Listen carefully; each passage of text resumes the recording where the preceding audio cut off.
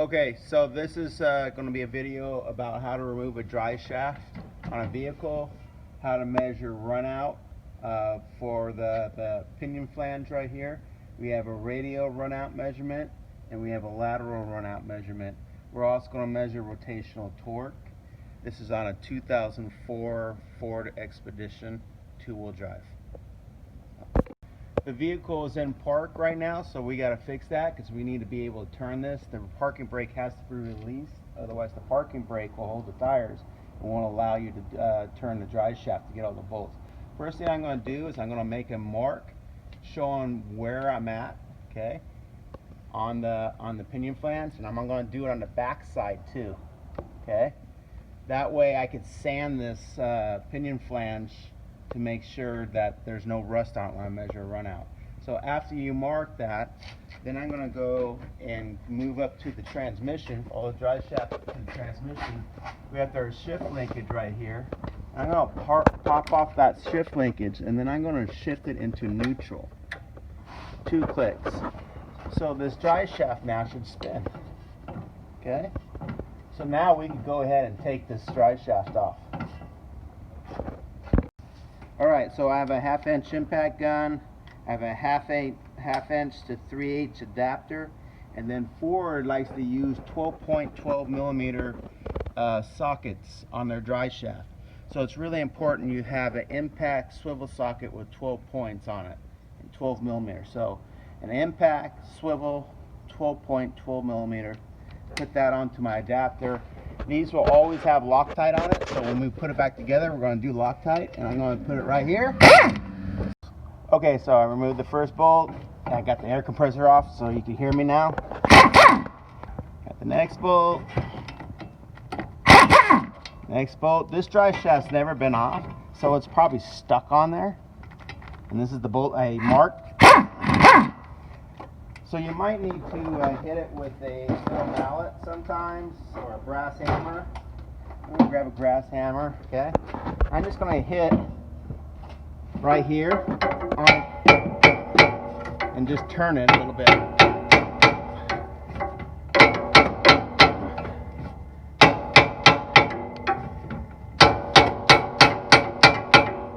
So I got this to move, turn a little bit, but it's still stuck on there. So whenever I use tools to hammer on things, I always use brass. There we go. You can see it drop. Okay, so when you suspension, drivetrain, brass. Okay, it's plenty hard, and yet it won't damage what you hit. All right, so we're ready to take this off. Got the sway bar link in the way here. Might have to take that off. Oh, there we go. Or sway bar. Okay, just grab it. You will loosen transmission fluid, so it's a good idea. So you don't do what I did. You have a pedal or a drain bucket right up, ready to catch it. We got to put that back in when we're done, because we're not doing transmission work. Okay. Okay, so after you take the drive shaft off, you can see the pattern on here. To measure runout, we have to get that rust off, so I use just a die grinder and a buffing wheel or Scotch-Brite wheel, and I'm just going to lightly hit that.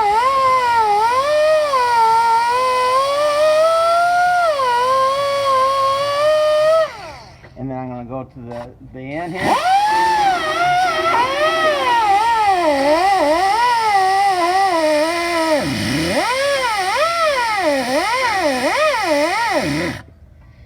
Alright, so now since it's all smooth, we're not going to have interference from the rust, and we're going to measure runout.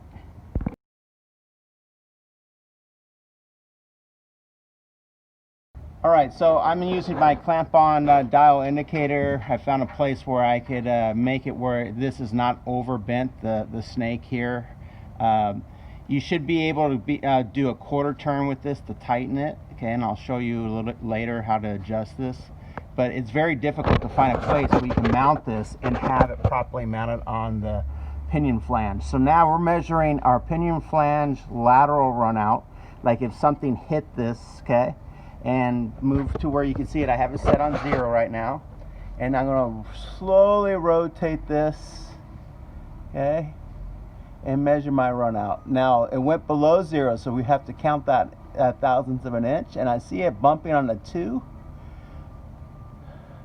and it goes 2 thousandths before, and then I think it eventually, oh, it might have moved a little bit, but it looks like if you take the average of moving this around, I'm at 3 thousandths lateral run out. Okay, now there is another measurement that we need to be aware of, and I'm going to use a screwdriver, and that is end play. So you have lateral run out where you're checking to see if this is bent, but then you also have end play checking your pinion torque on the pinion nut torque on the actual pinion gear.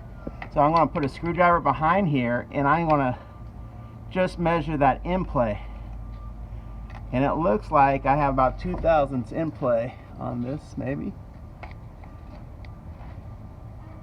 and you can see it moving about 1 thousandths to 2 thousandths of an inch end play. Okay, so there is an end play measurement. As the bearing wears in the front up here, you will start to get end play, and too much end play is bad. Too much lateral run out is bad. So end play is back and forth. Lateral run out is where it's bent.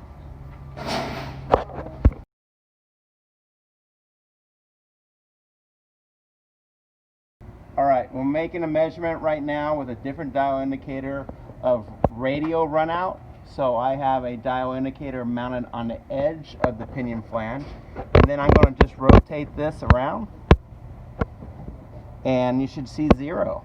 Okay, so you would go all the way around when you do this, and it looks like my measurement's pretty right on. Okay, these holes right here, that's kind of a problem. I have it on the edge, but those holes are for balancing, so that would interfere with your measurement. Okay, so I have it right on the edge where it skipped over it.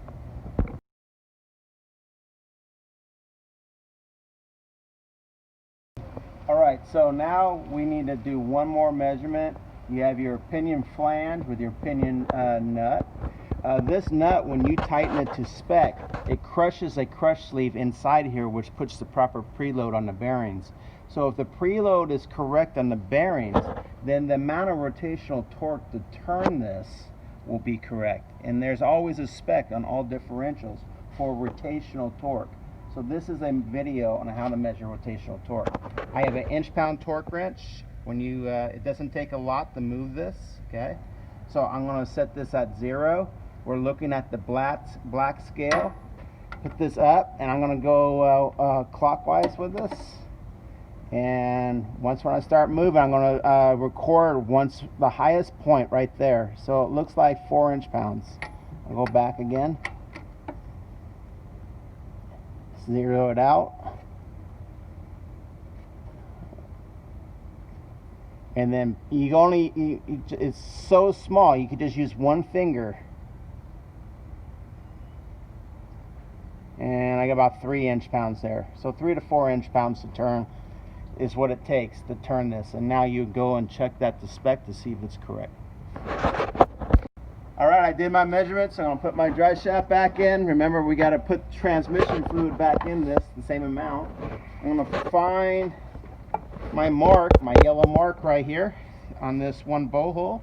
I'm going to find my yellow mark on the back side of this right here, so I can get this exactly where it was from the manufacturer. Okay, and you'll see there is still a pattern on dry shaft on the pinion flange, so that's a good indicator too. But you could be 180 out, so this is going to prevent any kind of vibration from not having it in the right spot. All right, last thing, it has Loctite on it. You can see the Loctite that was on there originally, so you want to put some Loctite on there on all your bolts. This is my last bolt that I'm starting. Okay, I'm going to grab my impact gun. Make sure I'm going the right direction.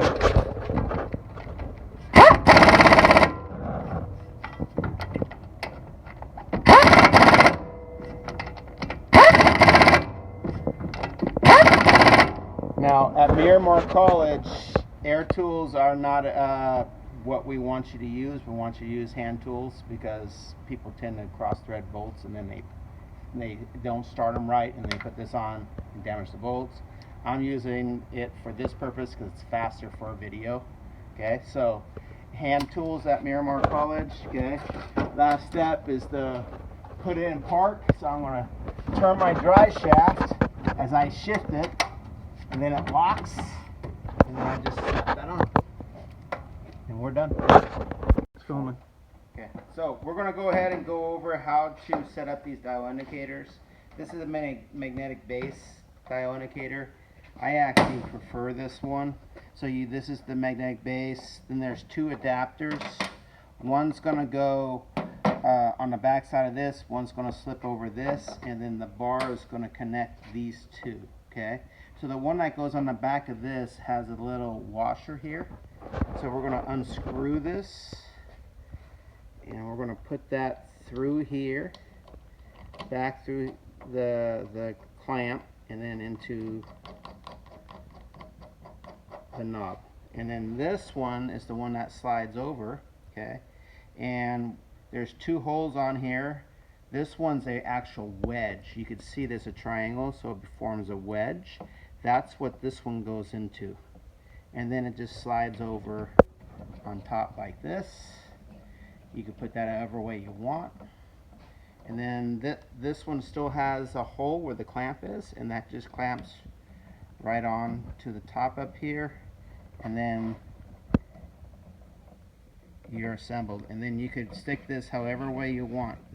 And then once you get in position where you want it, you just lock it down. So I'll just put it right here for now and lock it down. And then that is your magnetic dial indicator. Okay.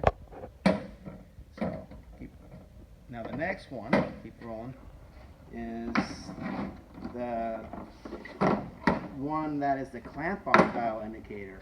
A little more cumbersome. The one that everyone struggles with is the adjustment right here. So it's really loose, and then you turn the lever and it doesn't tighten no matter where the lever is. So what you have to do, and you can see the cable in here, we have to draw that cable up. So I'm going to rotate this until I get where it starts to lock in a quarter turn. So I went too far. And so here's my lever, and it starts to lock here. Don't ever force it too much because it will break the cable, so I can loosen up just a little bit more. And I recommend, there we go, now it's starting to lock there. So it starts to lock at a quarter of a turn, so then you can get it wherever you want it. Put it right there, and you can lock that down and it holds it in place. Then that screws into the clamp. So let's put this clamp. You can put the clamp wherever you want. It's adjustable. It's a vice grip, obviously. So I'm going to put this right here, clamp it down. There's 3 holes on this, one on this side, one at the end, one on this side. So you have 3 positions. Okay. Everyone seems to forget the washer. The washer goes here, and then you can put this on whatever hole depending on the application that you want. And you can see you can adjust this because I have it already pre-adjusted. Okay, I could give it a little bit more tightness, a little more, because when you move it around it kind of loosens up. There we go. And then the dial indicator goes right inside the wedge here. You could put it on this side, or you could put it on this side, and you clamp that down. And those are the 2 dial indicators you have to choose from.